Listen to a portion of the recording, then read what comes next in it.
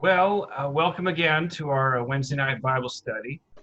We're in the book of Daniel, and we're going to be starting in chapter 6 tonight. I've already read chapter 6 once today, and I looked at chapter 7 as well. And, we could probably get through both chapters. And I do wonder, sometimes it seems like we cover a lot of material, and I don't know, it seems like it's more story time than a lot of stuff to talk about. But so if you come up with anything along the way that you think, you're inspired to talk about, or you think it's, if God's speaking to you, or if, it reminds you of something or learning experience you had in life, or if you're feeling convicted about something or inspired, Alice wants to ask you a question. Yeah, so Alice, you're on mute now, so do you want me to help you unmute that? Okay. Oh, there you go. Look at that. Okay, word of the day, satrap. Okay.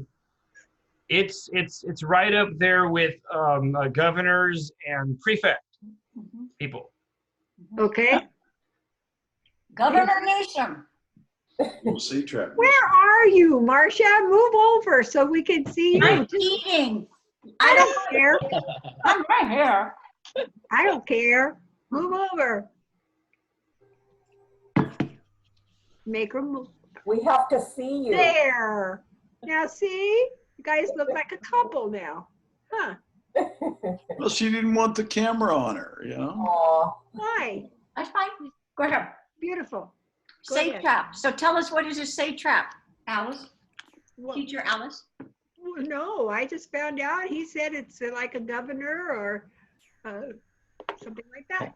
Well, before we start, I know that I've heard that I've seen the writing on the wall all through my life or something, and all of a sudden I read this one time, and oh, that's where it came from, like, and it was a figure of speech, so that they had no idea where it came from. Right. Yeah. Yep. Yeah. Well, I got this Bible dictionary. I was using it to prop my Bible up so it would be higher up so I could read it without looking down too much. But it happens to be here. A satrap in this Bible dictionary says a provincial governor under the Persians. The provincial system in the ancient Near East had been in use since the 3rd millennium. It really doesn't say much about satraps, honestly. Okay. Something up there with governors, though. Okay. It's a political office of sorts. Yeah. So anyway, so if you feel there's something worthy to ask or talk about, if it's relevant to Daniel, I think that'd be awesome too. Just make sure we have plenty to talk about. So with that in mind, I'll read the first 9 verses here, starting chapter 6. It pleased Darius to appoint 120 satraps to rule throughout the kingdom, with 3 administrators over them, one of whom was Daniel. The satraps were made accountable to them so that the king might not suffer loss. Now Daniel was so distinguished himself among the administrators and the satraps by his exceptional qualities that the king planned to set him over the whole kingdom. At this, the administrators and the satraps tried to find grounds for charges against Daniel in his conduct of governmental affairs, but they were unable to do so. They could find no corruption in him because he was trustworthy and neither corrupt nor negligent. Finally, these men said, "We will never find any basis for charges against this man Daniel unless it has something to do with the law of his God." So the administrators and the satraps went as a group to the king and said, "O King Darius, live forever. The royal administrators, prefects, satraps, advisors, and governors have all agreed that the king should issue an edict and enforce the decree that anyone who prays to any god or man during the next 30 days, except for you, O king, shall be thrown into the lion's den. Now, O king, issue the decree and put it in writing so that it cannot be altered in accordance with the laws of the Medes and Persians, which cannot be repealed." So King Darius put the decree in writing. All right, so what do we see happening here that we may have seen before? Well, this is a different kingdom. It's a different empire, if you will. The Babylonians have been thrown out and the Medes and Persians have moved in. And so that's why he says, according to the law, the Medes and Persians. But still, the king, even though this is a new kingdom, this king puts himself at the equivalence of being divine, of being a god, just like Belteshazzar, the previous king, previous emperor. So that's the thing I noticed that's similar. One thing I was reading about in my commentary was that this is a chapter that the agnostics use, or the atheists use, to claim that the book of Daniel is not accurate, that there's no place in history that there was this King Darius. And so they say, well, then that means this whole book is probably not real or whatever. You know, it's not a historical book. Mm-hmm. So Robert's shaking his head. Huh? I thought Robert was shaking his head. I was just like, yeah, I'm, I hear you. Yeah, they do that a lot. They try to find one way or another to put the Bible in a box that they don't have to take seriously. Well, it might have been that that maybe wasn't his real name, or maybe a different translation of his name, because he was okay. Because he was a Persian or a Mede or whatever. A Mede, he was a Mede. The study note I have on that is that Darius is not a name, but an honorary title for Cyrus, and who with his army entered Babylon October 29th, 539 BC. The word Darius is used in inscriptions for at least 5 different Persian rulers. It's like the Romans, they all had Caesar. Right, yeah, They even were though that Caesar. wasn't their name, they still called him Caesar Augustus, Julius Caesar, Octavius, and all the, yeah, you're correct. So it's likely that the word Darius, again, was a title. Cyrus was the guy's actual name. I got 2 things. That Darius and Mede could have been Cyrus the Great. Daniel 6:28 might, according to this theory, be translated Daniel prospered during the reign of Darius, that is, in the reign of Cyrus the Persian. However, this would be translated simply in the reign of Cyrus the Persian, as most versions render it, though a possibility of the interpretation is not persuasive. And so Darius and Mede could have also been a subordinate king appointed by Cyrus to rule over Babylon.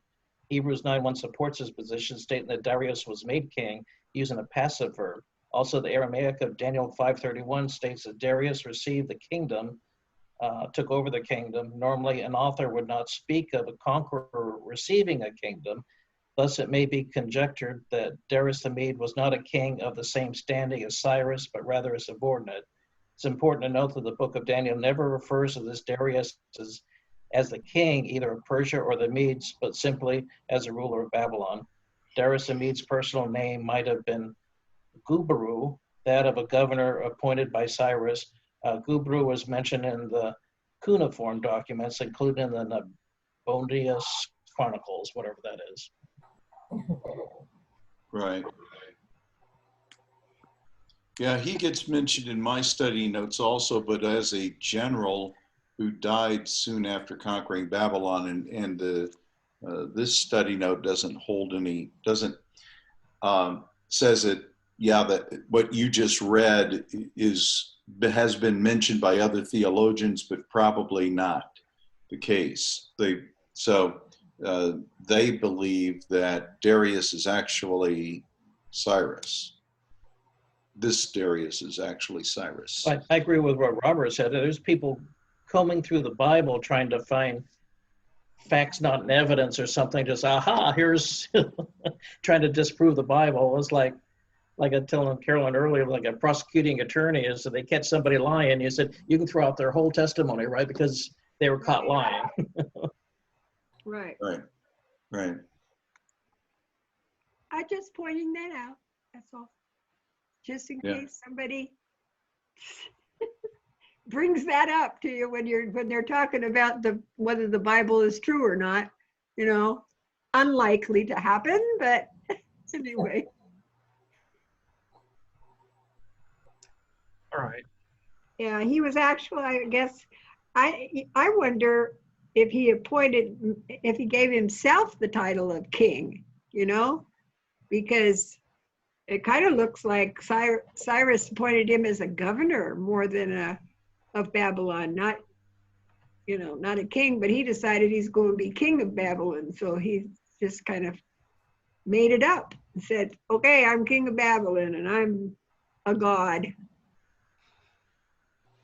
Well, the guy had a reputable character. That, getting back to Robert's original question, another similarity you notice is that they couldn't find any fault in him. They were trying to get him for his worship of Almighty God, and they were jealous of him. So they tried to find skeletons in his closet, and there were none. And verse 4 saying, because he was faithful, nor was there any error or fault found in him. So they had to find a law that would make it where Daniel would definitely break the law. Right. Which sounds like our politics today. Let's create a law. Yeah. Yeah. And it was just filled with jealousy. You know, their whole motive behind this is pure jealousy.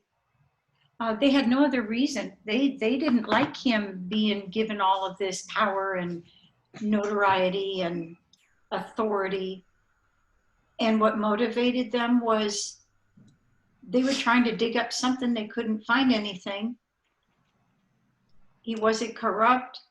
What led this whole thing was that they didn't want him to rule over them and tell them what to do.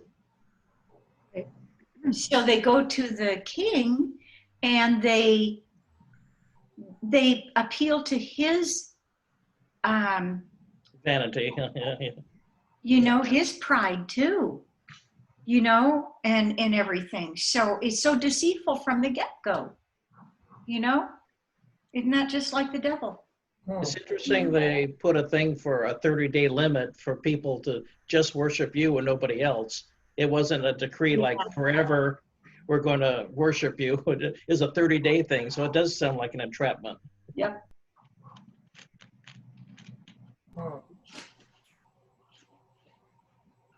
Yeah, it's interesting that these three guys, they don't say, you know, they don't prohibit praying to any god other than our gods or to you, O king. They just forget even our nation's gods. Apparently, it's oh you, O king, as if you're higher than all in terms of people worshiping. And he accepts it. One other thing that I noticed that we've heard before is they were going to cast him into the den of lions again. Now, I Didn't don't. they already do that? You know, it's easy to confuse that with the fiery furnace part, and I think. Didn't they do that? Didn't they? No, I'm thinking we kind of thought about that last week maybe, but I don't think this is the first incident of the lion's den. There was the fiery furnace part, and there might have been Daniel in danger earlier on, like before the fiery furnace part, but I'm pretty sure this is the first lion's den scene. Mm-hmm. Oh, wait a minute. Nebuchadnezzar. I believe that their political enemies ended up in that lion's den because Well, we're going to find out. yeah, because all the political enemies go in there. We're going to find out. Mhm. We haven't gotten there yet. All right, so let's resume at verse 10 here. Now, when Daniel learned that the decree had been published, he went home to his upstairs room where the windows opened towards Jerusalem. 3 times a day, he got down on his knees and prayed, giving thanks to his God, just as he had done before. Then these men went as a group and found Daniel praying and asking God for help. So they went to the king and spoke to him about his royal decree. Did you not publish a decree that during the next 30 days, anyone who prays to any god or man, other except you, O king, will be thrown into the lion's den? The king answered, the decree stands in accordance with the laws of the Medes and Persians, which cannot be repealed. Then they said to the king, Daniel, who is one of the exiles from Judah, pays no attention to you, O king, or to the decree you put in writing. He still prays 3 times a day. When the king heard this, he was greatly distressed. He was determined to rescue Daniel and made every effort until sundown to save him. Then the men went as a group to the king and said to him, remember, O king, that according to the law of the Medes and Persians, no decree or edict that the king issues can be changed. So the king gave the order, and they brought Daniel and threw him into the lion's den. The king said to Daniel, may your God, whom you serve continually, rescue you. So there it is, the lion's den incident.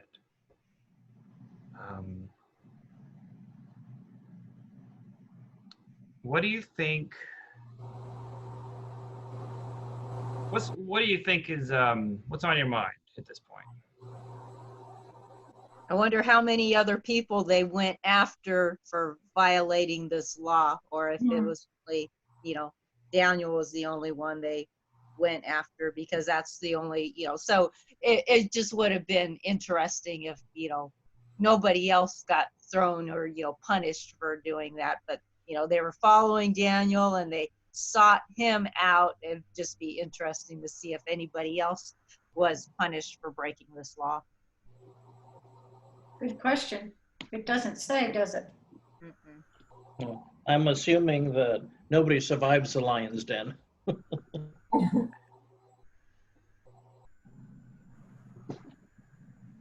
The conspiratorial nature of these men is pretty, well, it would almost be funny if it wasn't so serious. Mm-hmm. Mm-hmm. You know what I find interesting is King Darius. He was distressed. He liked Daniel. He appointed Daniel. He trusted Daniel. And now he's caught in his own trap. It says here in verse, 14? Partway through, or what? Yeah, 14. When he heard this, he was greatly distressed. He was determined to rescue Daniel and made every effort until sundown to save him. He tried. I don't know what he all tried, but he tried to get his friend out of the hot seat, But then he had to hold to his word. Yeah. Well, it sounds like he couldn't change it. Uh-huh. Oh, he Yeah. didn't.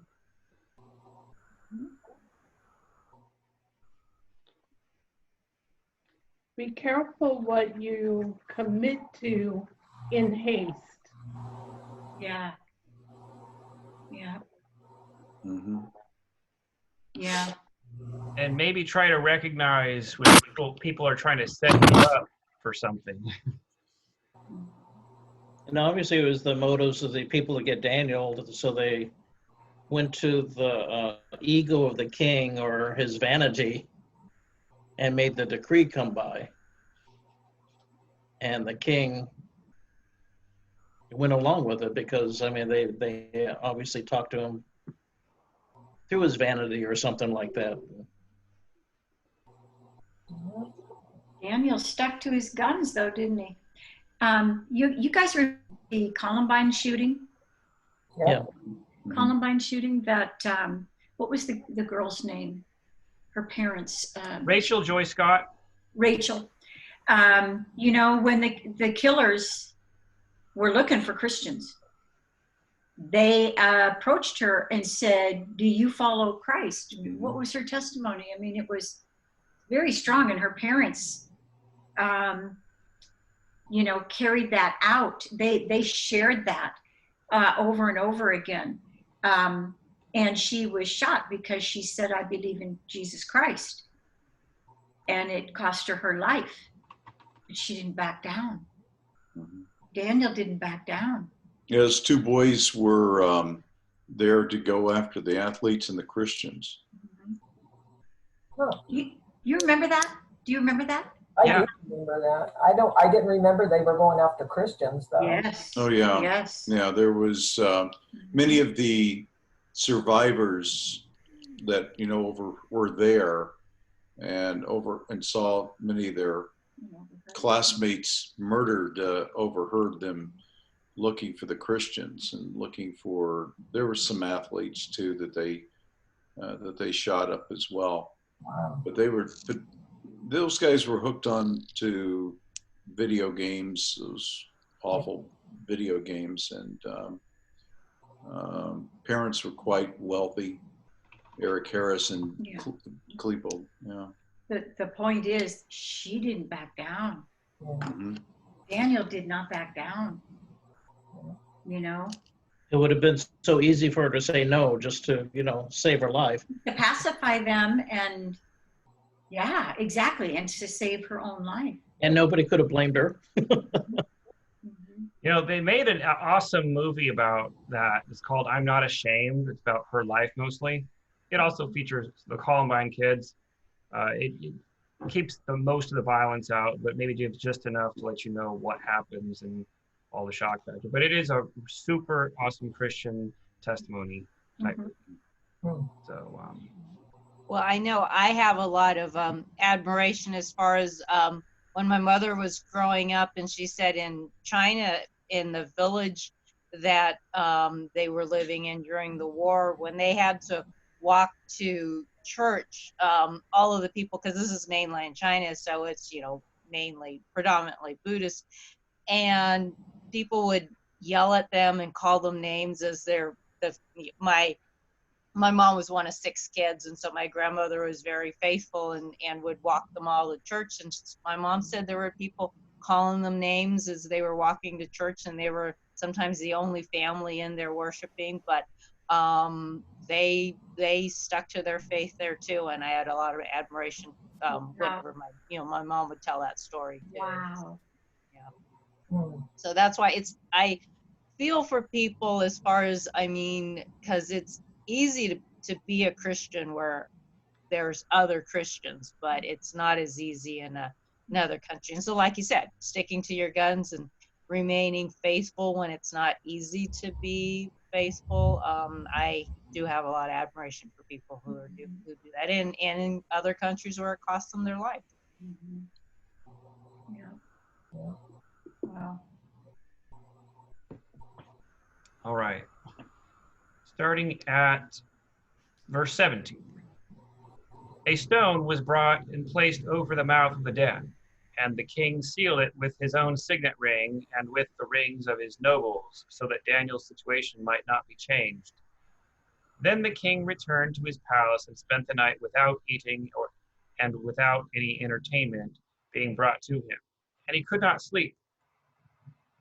At the first light of dawn, the king got up and hurried to the lion's den. When he came near the den, he called to Daniel in an anguished voice, "Daniel, servant of the living God, has your God, whom you serve continually, been able to rescue you from the lions?" Daniel answered, "O king, live forever. My God sent his angel, and he shut the mouths of the lions. They have not hurt me, because I was found innocent in his sight. Nor have I ever done any wrong before you, O king."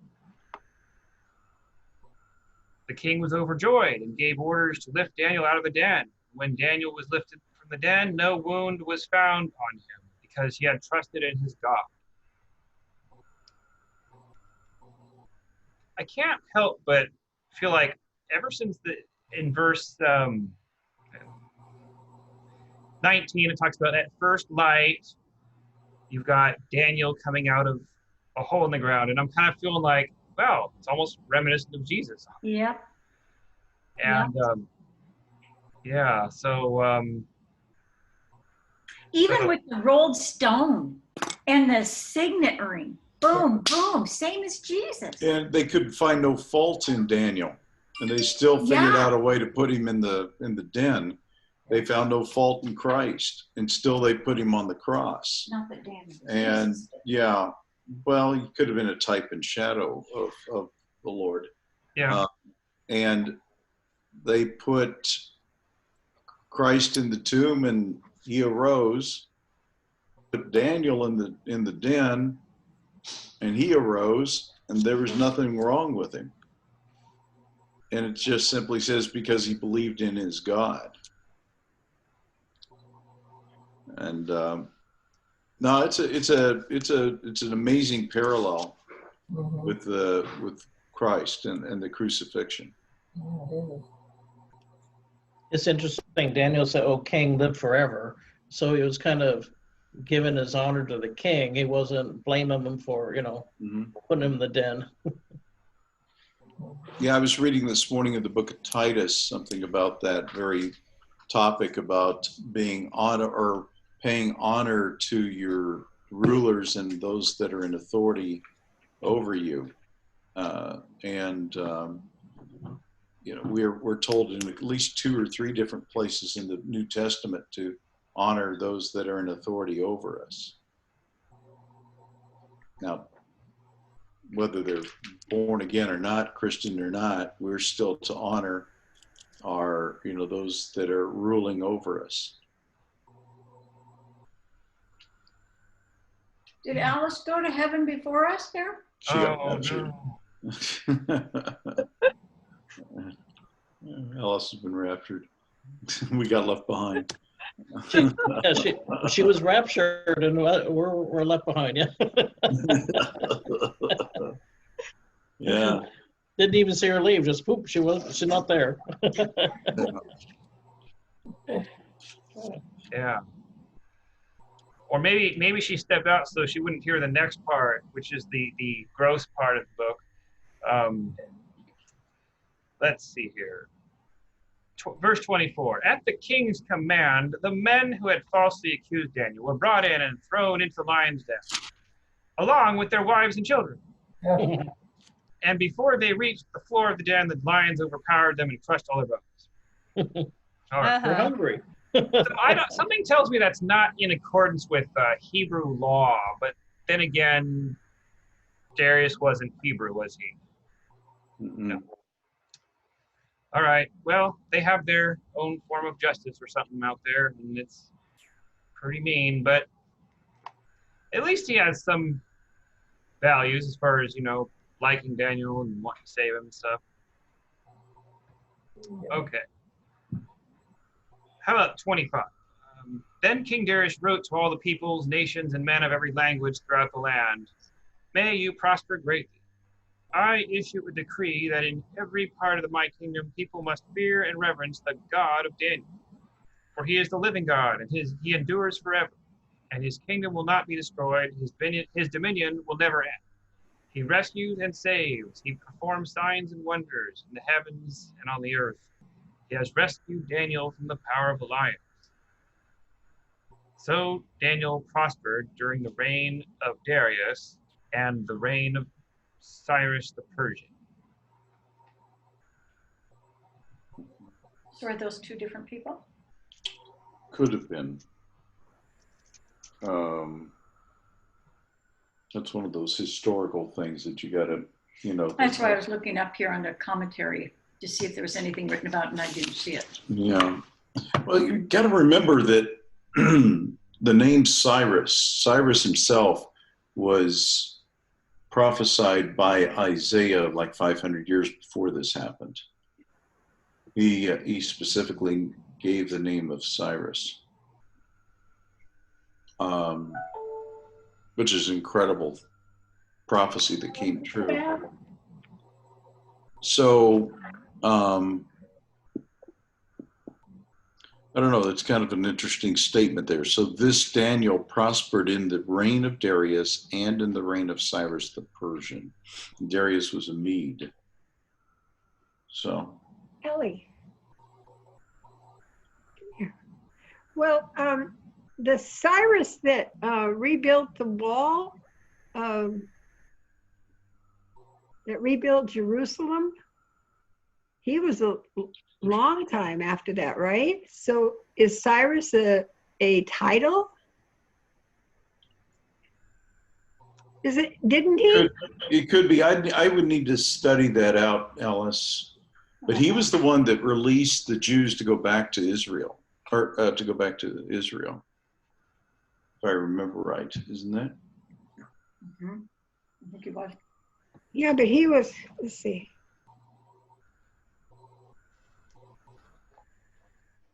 We have another computer over here. We're looking that up right now. Okay. Some Are you take guys- that Darius was Cyrus the Persian. This is one of the theories about the identity of Darius. Okay. That the two were one. But the two were one. Okay. That's a theory. Doesn't your Bible say anything about that, Dennis? No. No. Verse 28. Okay. I just was curious.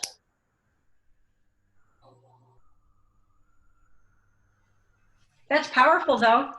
I mean, did Darius change his mind? Did he have a change of heart? Did he have a change of mind? Did he have a change of gods? He must have it at some point. I think that at least for now, he seems to have a great appreciation for Daniel's God as one who's actually there and saves mightily and all that stuff. So, I mean, whether he keeps this newfound reverence for God, who knows? But I'd say at least for now. Yeah, I mean, of course, he's throwing people in the lion's den for revenge and all. So I don't know, one could wonder, but maybe we all start somewhere, right? And anyway, it's You know, Robert, one more point before we go on to the next chapter. I find it intriguing that, you know, this would have been Cyrus or Darius's opportunity to say, okay, now I'm going to choose to follow the God of Daniel. We're going to throw out all the other gods. And I think he probably would have had a rebellion on his heart or a rebellion on his hand if he would have done that. Said that, hey, this is because he says he is the living God, steadfast forever, but he calls him the God of Daniel, which meant, It's not his God. yeah, it's not his God. And boy, he could have had an opportunity to receive this God and turn this entire kingdom over to God himself. But he didn't do that. But yet he recognized and honored the power of Daniel's God.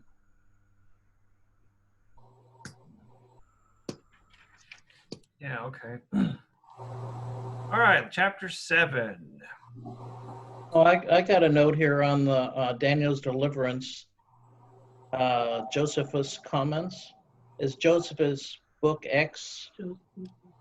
Josephus. Is that Josephus. Josephus? Yeah, now when the enemy saw that Daniel had suffered nothing which was terrible, they would not own or admit that he was preserved by God.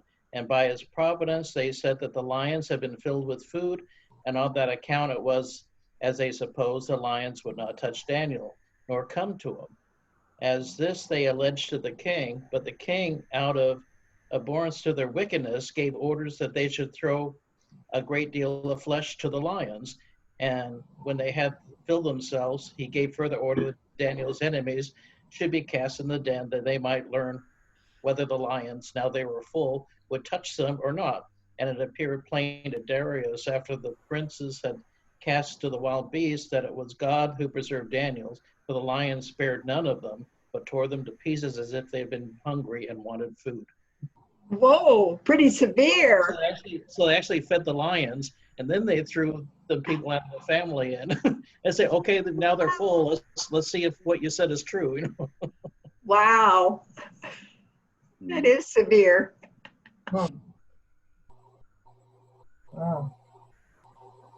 All And right. that's probably why they had the family going there too, you know. More food. I said, well, if what you're saying is true, you and your family is going to be spared, right? Because the lions are full. All right. In the first year of Belshazzar, king of Babylon, Daniel had a dream, and visions passed through his mind as he was lying on his bed. Okay, so pausing right there. Looks like we're having a flashback to the Babylon years. Yeah. He wrote down the substance of his dream.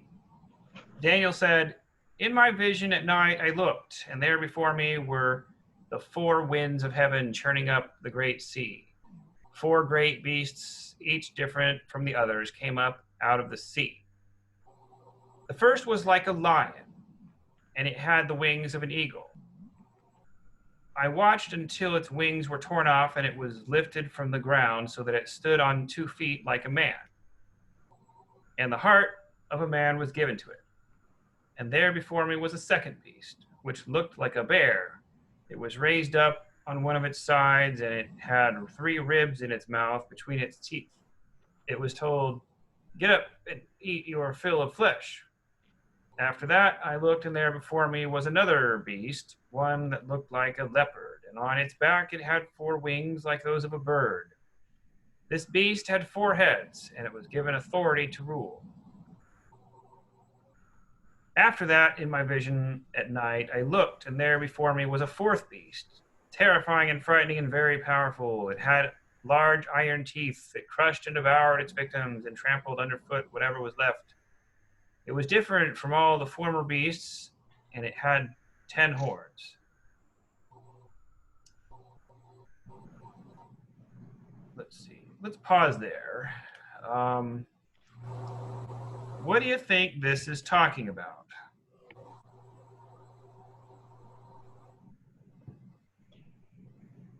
Kingdoms? He's saying the first year of Belshazzar, king of Babylon. So these are dreams that he had before Belshazzar was not king anymore, right? Yeah, I think Belshazzar's chapter seems to be chapter 5, where it's like we're getting past the Nebuchadnezzar years in chapter 4, and then in chapter 5 we get the Belshazzar with the writing on the wall and the fall of Babylon, and now we're in we were in chapter 6 with Darius and Cyrus perhaps, and so yeah, now we're in 7, but it's like we're flashbacking to probably chapter 5 sometime or something. Yeah, that's what it sounds like. So he's writing down dreams that he had in the past. Guess he had time on his hands. Yeah, or maybe he wrote it down way back then, and they just kind of included it here at this point. Maybe it's because we're sort of transitioning into, like, the rest of the book is mostly prophecy about future things. Mm-hmm. How far into the future, who knows? But that is also debated by many. So but this is not a chronological account. Right. It's But telling it us is in the recording. first year of Belshazzar, so it's putting it back in like chapter 5. Yeah.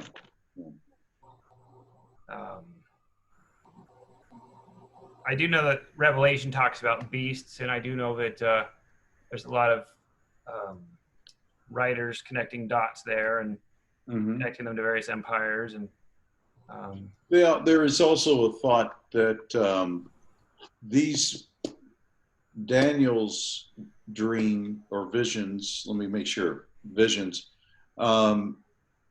were similar. It may have even been the same visions that John saw in Revelation. Well, the thing is, John knew about Daniel's visions too, so like maybe he could relate to it when he saw his visions. Yeah, because he would have read this. He would have Yes. been familiar with the material, and now John saw it.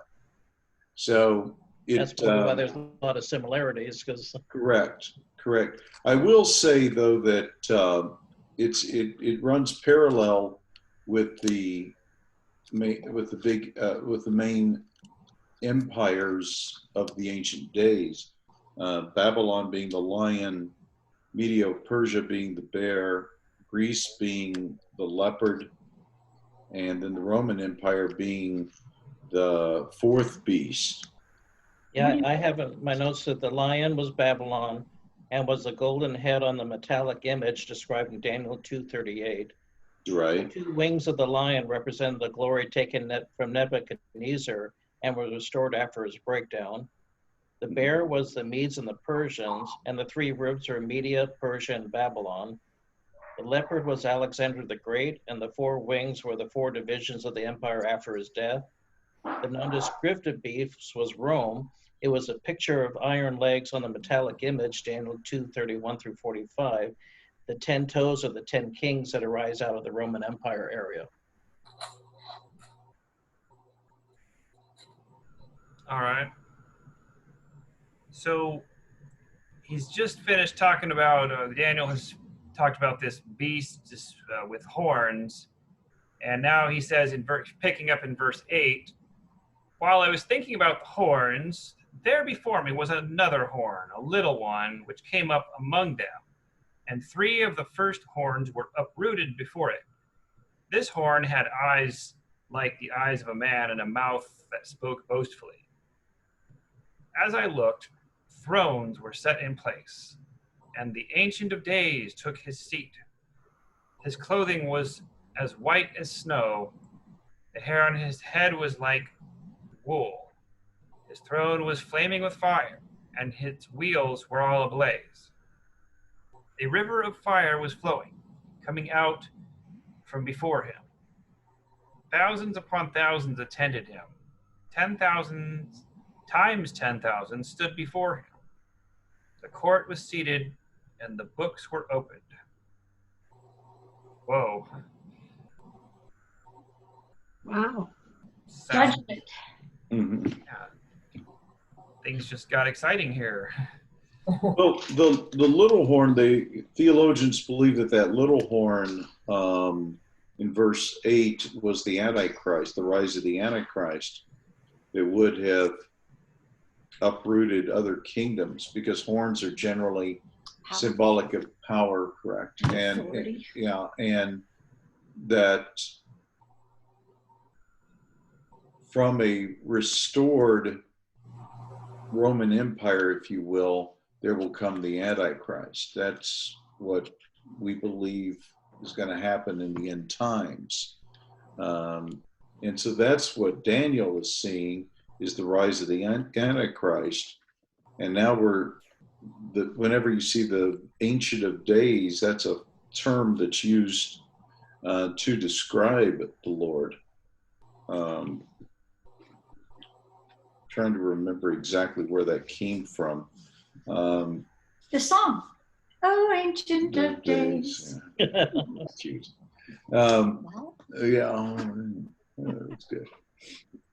Yeah. But but then he stands before the little horn, or the Antichrist will one day have to even himself stand before God to be judged.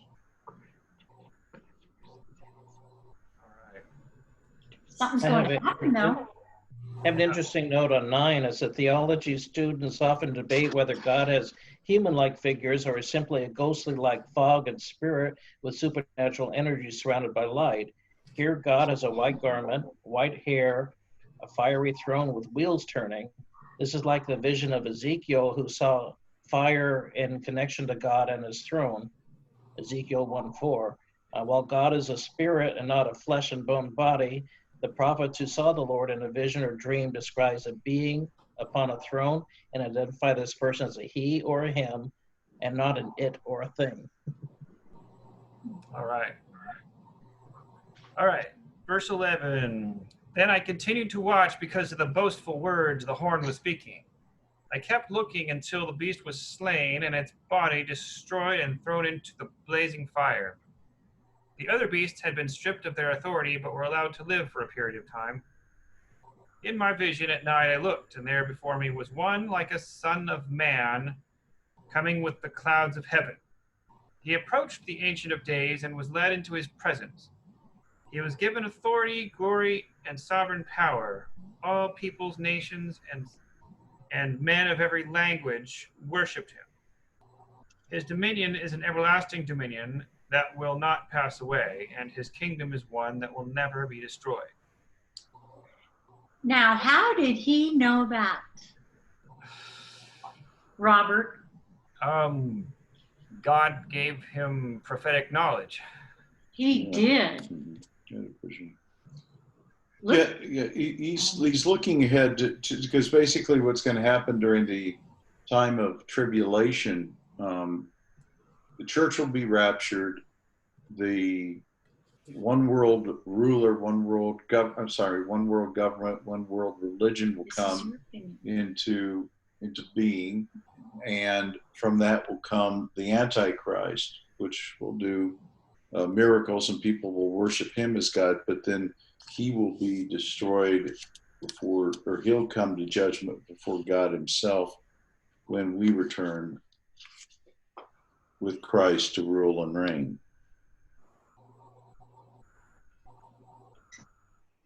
So this vision here needs to be overlaid over parts of the book of Revelation. Right. It's a vision that you'll notice again when you read roughly the 9th, 10th, 11th, 12th chapters of Revelation through that part of the book. Yeah. Yeah, the first part is the fourth and fifth chapters of Revelations, that first part.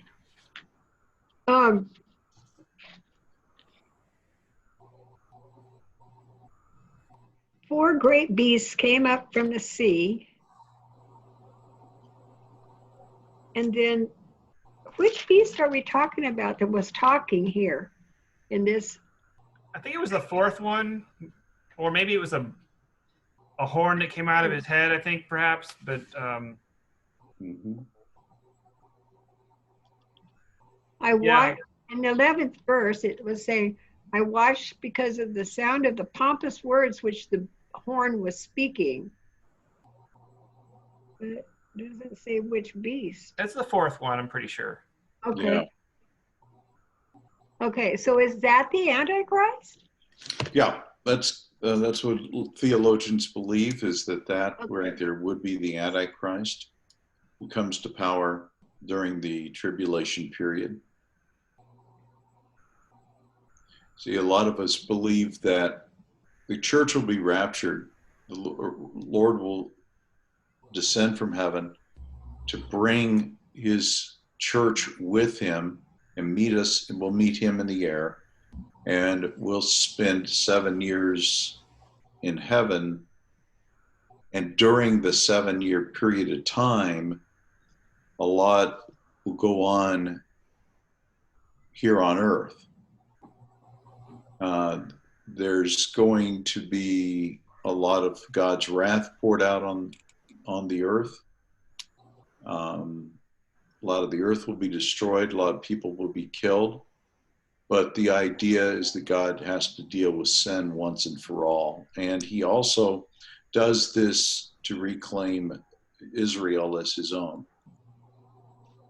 And He has dealt with sin once. well, he has dealt with, yeah, that's true. That's, yeah, okay, he did that at the cross. Thank you. Okay. So there are 12 major parallels linking the prophecies from Daniel with John and the Apocalypse and 2 Thessalonians. That's you. Thank you. The 12 are both will be conquerors. Both will speak blasphemies against God. Both will prevail against the saints for a season. Both will have 10 horns, kings under their control. Both will arise after the 10 kings. Both will change the times and laws. Both will rule with 10 kings until the Lord returns. Both will continue for 42 months. Both have fierce leaders. Both will deceive and perform signs of lying wonders. And both will be destroyed at the return of the Lord. And both will be giving into the burning flame. So there's scripture from Daniel and Revelation, Thessalonians, back in those. Right. Oh, sorry. Alice, your phone's not going off.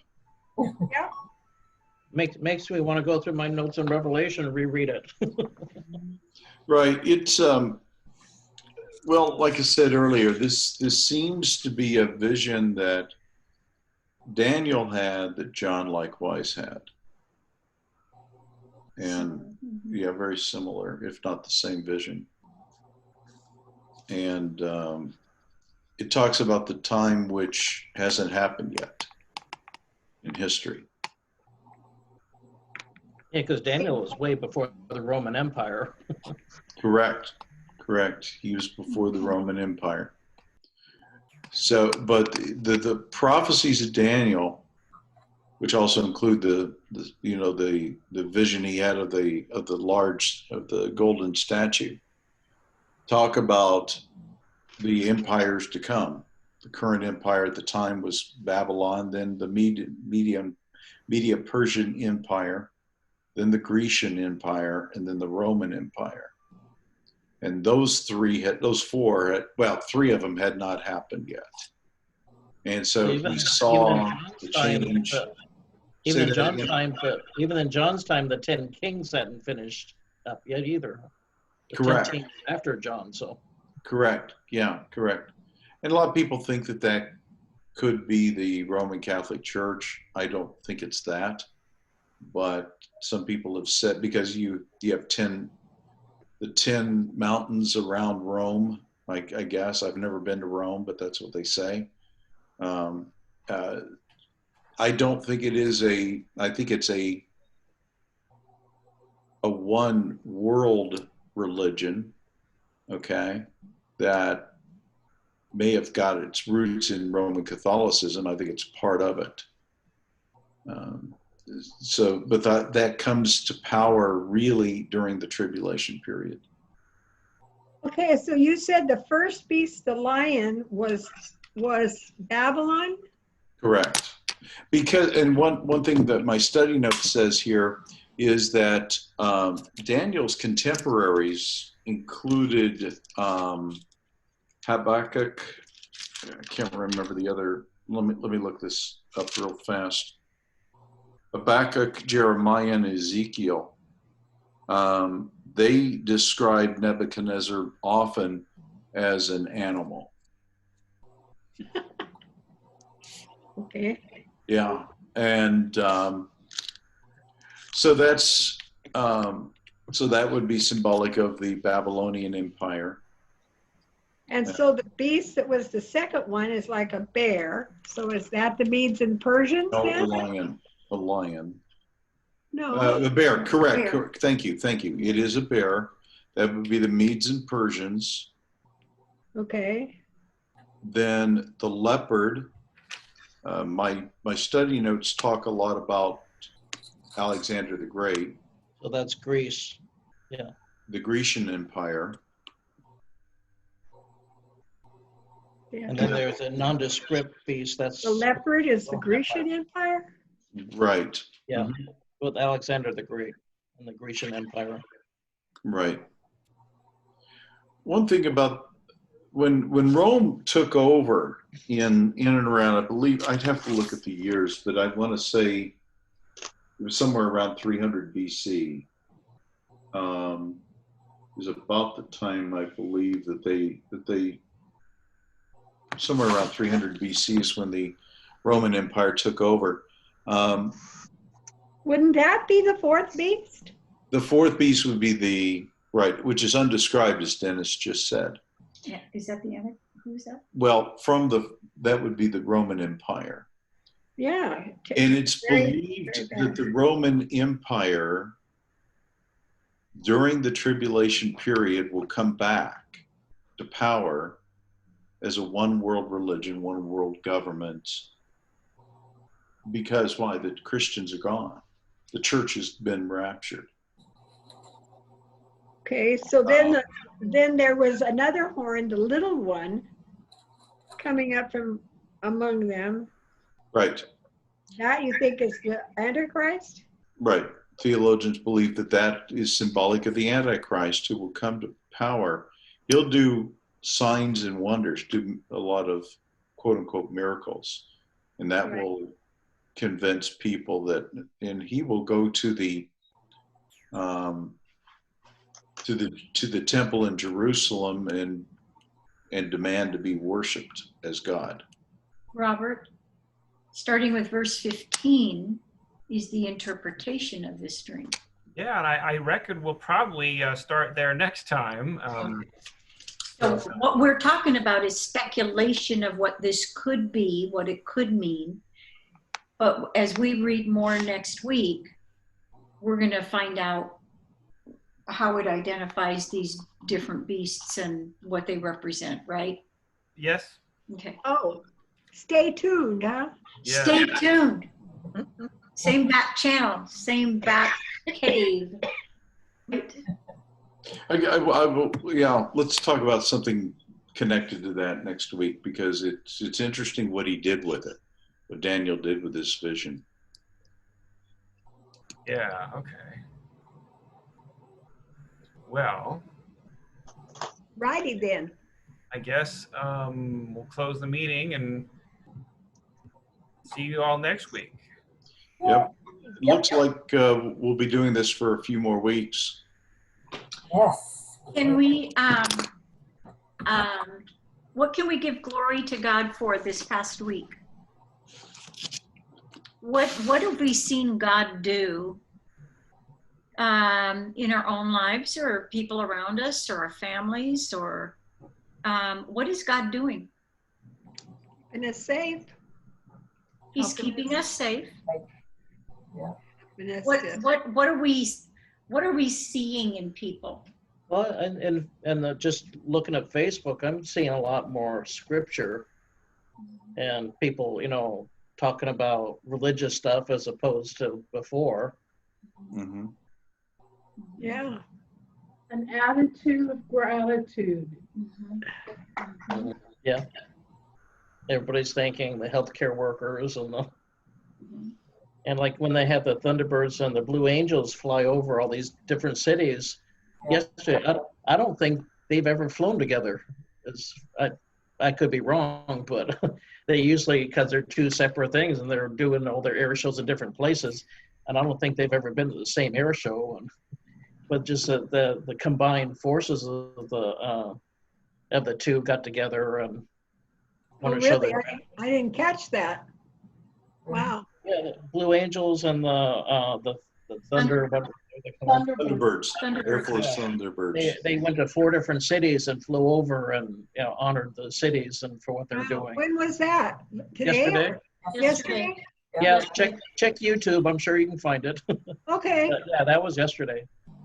Wow. And I personally, I am so grateful that I have a house and I have food and I have friends and I have people that I can talk with, and I have all these things that I'm very, very grateful for, that and time on my hands.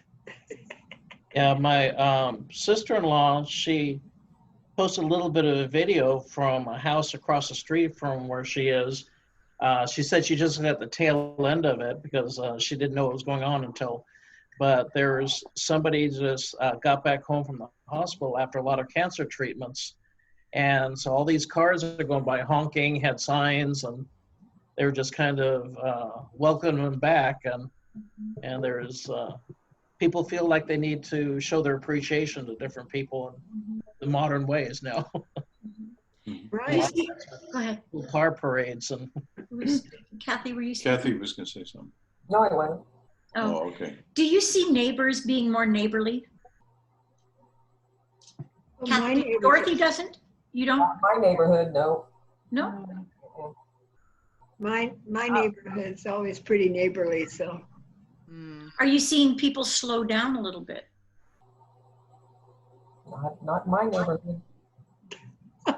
well, I take my dogs to Dad's to walk them, and I do like about 6-block walk or something with them. And I'm seeing a lot more people out walking, and seeing the same people and saying hi to them, and people with baby carriages having their kids out there too, and a lot of other people walking dogs. And I wonder if dogs are saying, "Hey, I've had enough walks," because they're bored. Oh, well, let's go for a walk, Yeah. No, they come back and they saw logs. They really did. This one wants to go for a walk all the time. She doesn't care. You like a walks? Take me for a walk. I'd like to take her to the groomer. That's where I'd like to take her. I would like to go to the groomer myself. Our I'd go to the doggy groomer pretty soon. Our groomer is still grooming, and I said, "You still open?" And she said, "Yeah. In fact, she's really busy. She's getting people coming from Other groomers. the foothills to come get their dogs groomed, and because there's some people." And so, but she does it out of her garage. So if she was like in a strip mall, she probably wouldn't be able to do it. Yeah. Well, mine's. In fact, one of mine is going tomorrow. Yeah. Yeah. Yeah. well, I better call my groomer, tell her she needs to check. Iron.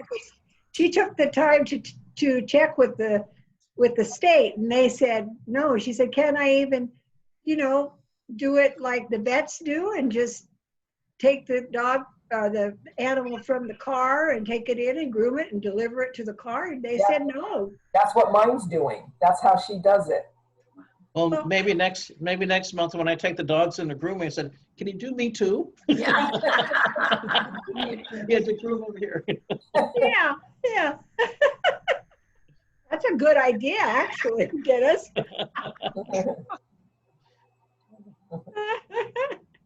Robert, go ahead. Well, I'm grateful that it, for the most part, still gets cool in the evenings. Yeah. It's been warm. Mhm. It's been really warm. Yeah, like who would have thought the good old days was January? Yeah. Yeah. Go ahead. All right. Go ahead and You pray still to working? conclude us, Robert. Thank you for doing this. All right. Well, I guess I'll see you on Friday. Pastor. Yes, Friday is our district assembly. The mission's in the morning, and the reunion, the business part, is at 10:15, and then there's a youth section. So we'll be at the church, but there's just a few of us, and John's going to hook up the TV and stuff. Kind of interesting. They're going to get like 20 hours worth of stuff down to 6 hours. Yeah, we're going to cram it. I do need to say this. Steve Scott has asked to air our the video. Dennis and Alice and Kathy, you'll know this. The video that we shot of our neighborhood. Yeah. They're going to play it at district assembly. Oh, So, good. Oh, nice. yeah, that is cool. Yeah. So Our streetwalker pastor. the street. Yeah. Streetwalker. Yes. Yeah. Yes, Alice. Yeah. Well, we'll have a monitor there, a big monitor so that way everybody that comes can have a nice view of. We got our packets this week, so we got everything we need. Nice. Did they make a booklet up like they? Yes. Okay. Yeah, we got it. I'd like to see who's running. I think about it. We'll have to read it ahead of time. It's all in there. Okay. Come early if you want to. Yeah. I told Okay. Mary I'd pick her up about 9:30. Is that not early enough? You could come earlier if you wanted to. Yeah. Yeah, Yeah. you can come see the missions one if you want. Did you take care of lunch? Thank you. Okay. Okay, let's close in prayer. Okay. Okay. Father, thank you for all that we have to be thankful for. Please help us to remain in a spirit of gratitude, if for no other reason than to just be more in peace with you, at peace with you moment by moment. Please keep us safe. Please just work mightily on everyone locally and worldwide to help us get through this current crisis and just bring us through stronger. And may your name be glorified all the more, hopefully. In Jesus' name, amen. Amen. Amen. Thank you, guys. Good to see you. Hi, Carolyn. Good to see you. Bye-bye. Good to see you.